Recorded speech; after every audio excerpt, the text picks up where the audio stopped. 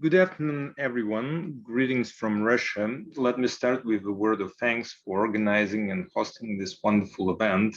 It's a pleasure to be presenting here.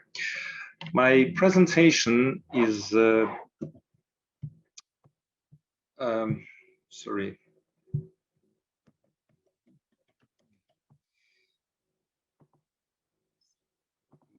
Yes, so my presentation is a comparative case study of two written works of Burmese native officers produced in the 19th century Burma under the semi-official patronage of colonial authorities.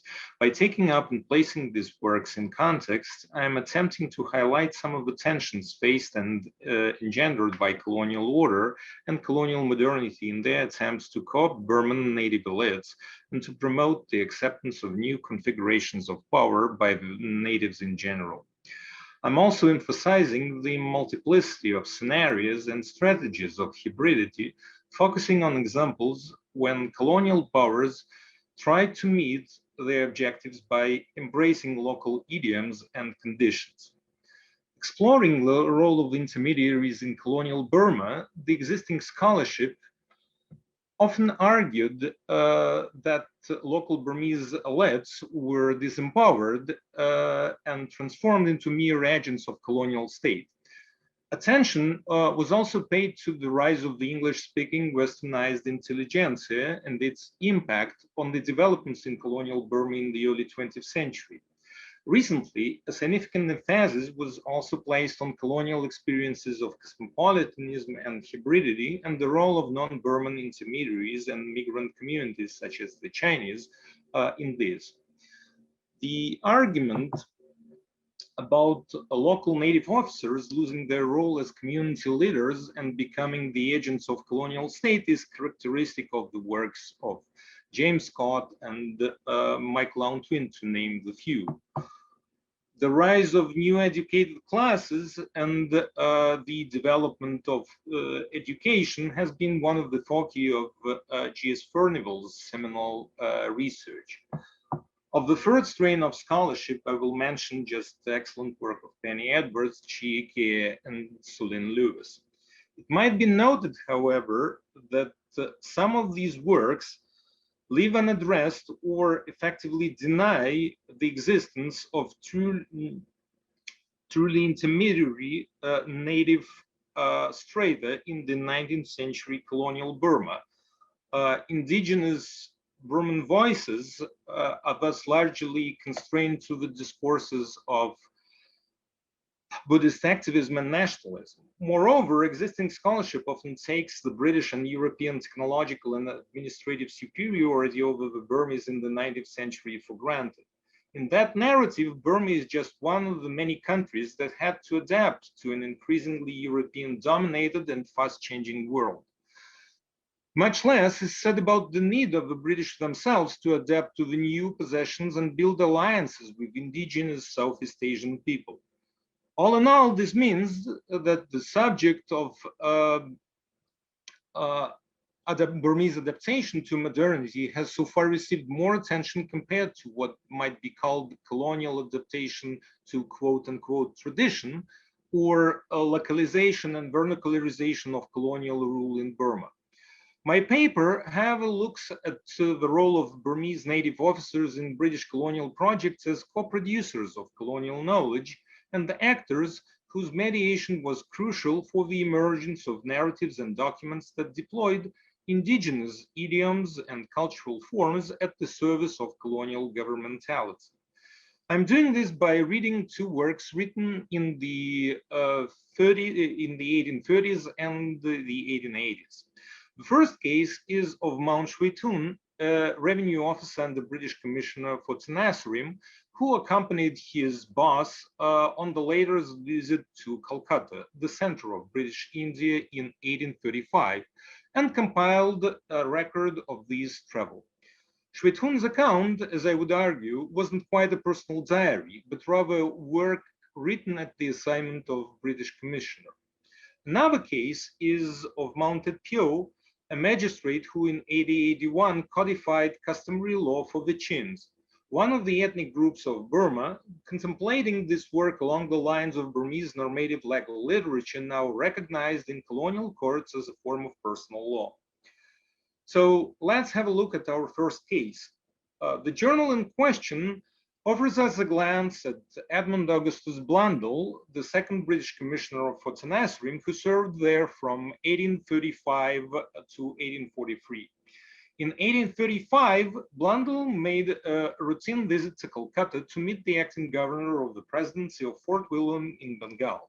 He spent about 2 months there discussing the raising of local military levies in Tenasserim and addressing other tasks. The impressions of that visit to Calcutta are conveyed to us as they were experienced by Maung Shwe Htun, a native officer in the service of the company since 1827.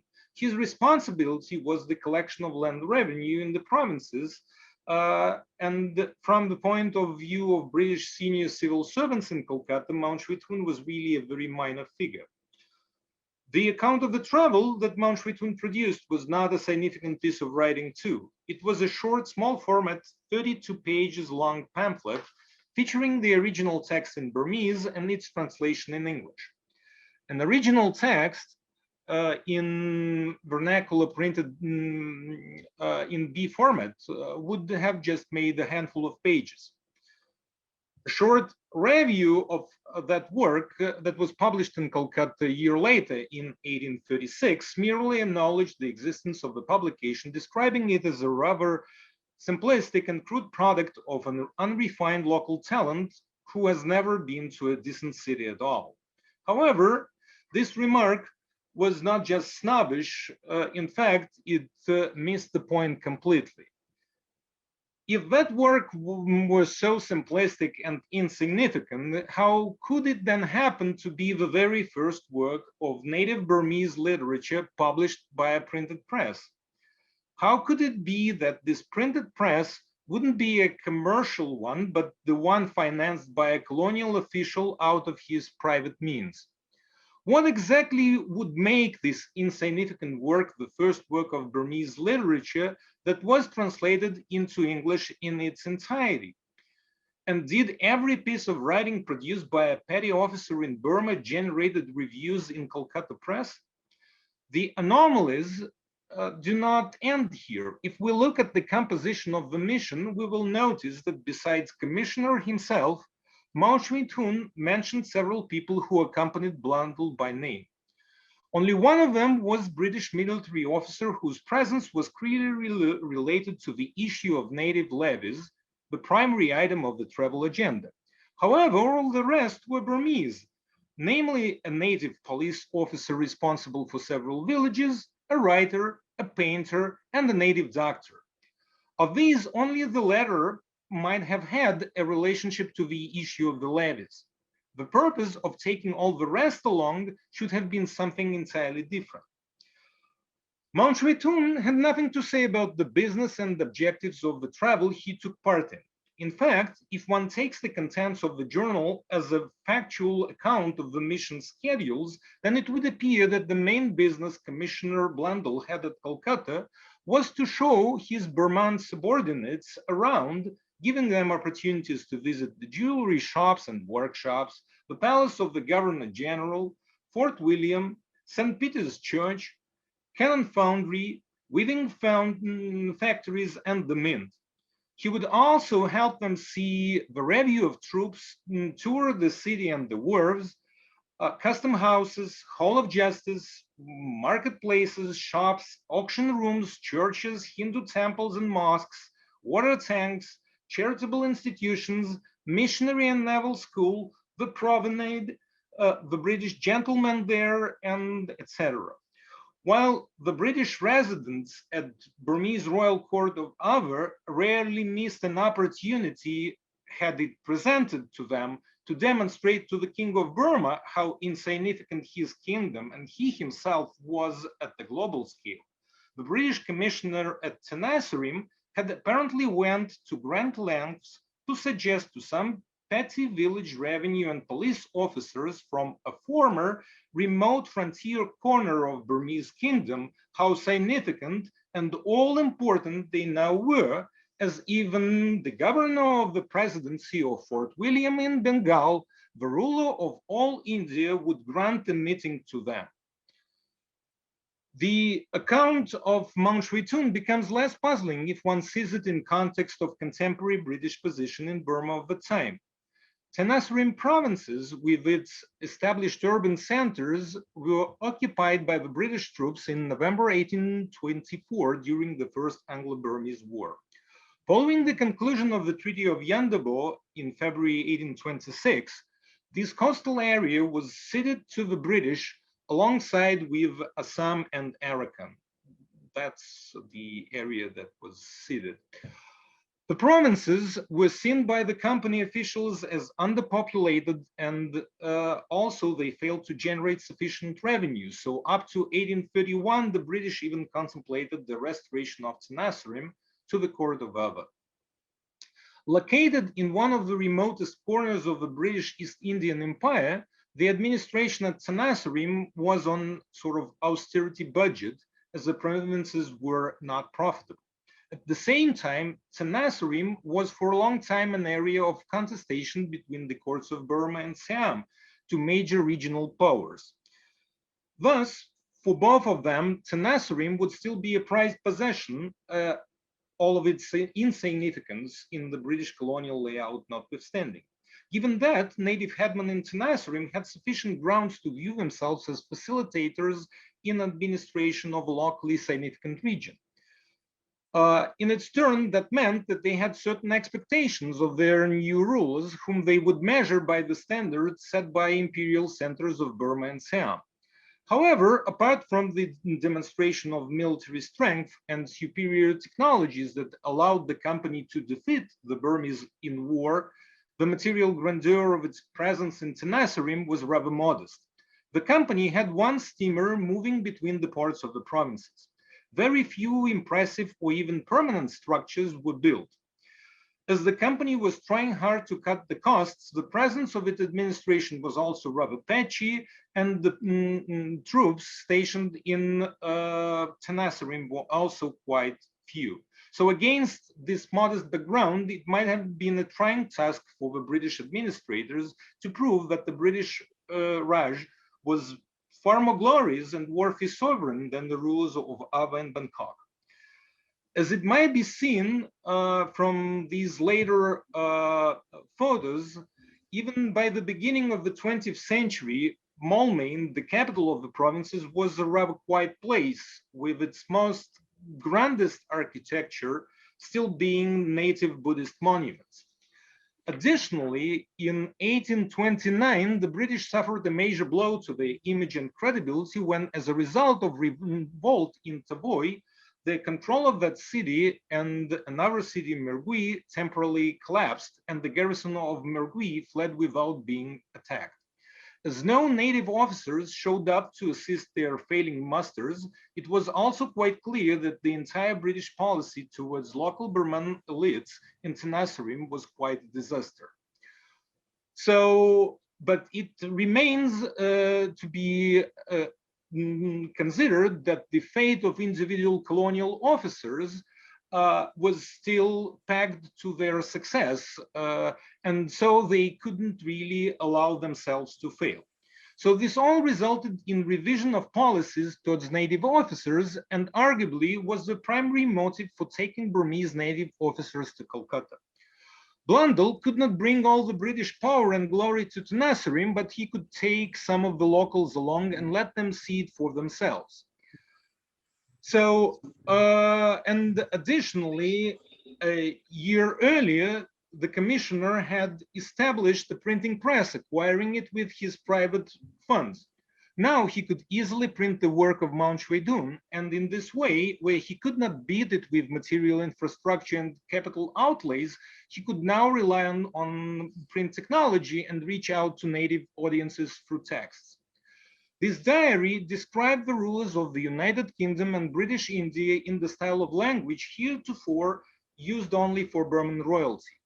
In terms of content, it complemented just everything that was missing in the material aspects of company's presence in Tenasserim, namely unheard of wonders, immense wealth, unimaginable power, pomp and grandeur, formidable military strength, and unprecedented care for the welfare of the people. The effective punchline of the journal was that the British were the most worthy and exalted patrons positioned to provide whatever means necessary to their native officers and subjects. Highly unusual in many aspects, the narrative of the mission was nevertheless tuned precisely to local Southeast Asian idioms and perceptions of supreme power, both in style and in substance. The use of the same technology is witnessed also in this near contemporary publication of an account of the First Anglo-Burmese War and the Treaty of Yandabo, also done by Blundell. An indication that such strategy actually worked and these publications circulate wide is provided by a copy of the treaty reproduced from a book in a native monastic manuscript produced not at the coast but at the Burmese royal capital. So to sum up, the case of Maung Shwe Htun demonstrates the efficacy of mediation of Burmese witnesses and translators able to fine-tune the image of the British as an imperial power to local understandings much better than the British could do themselves. I will have a very brief sort of lightning look at the second case, which is the case of Maung Tet Pyo. In 1881, Maung Tet Pyo, another native officer descending from the line of revenue officers of pre-colonial times, but now serving the British as a magistrate at Miede, a small town on the British side of the boundary between Upper and Lower Burma, attempted to codify Chin customary law. He contemplated his work along the lines of Burmese normative legal literature, Tamasad, now recognized in colonial courts as an authority on the matters of inheritance and divorce involving the native population. Chins, one of the many ethnic groups, comprised of a significant portion of the population in Taimyo district where he served, and so he had plenty of opportunities to consult Chin elders and ritual specialists on their customs. This work was enthusiastically endorsed by two important officials, Judicial Commissioner of Lower Burma and a government archaeologist. Both gentlemen were important figures behind the recognition of what came to be known as Burmese Buddhist law in British Burma, and so were keen to extend the process of codification of customary law to other native people in the province. Not only did they encourage Maung Tet Pyo to produce his work, but supplemented it with preface and notes, translated it into English, and sent into print.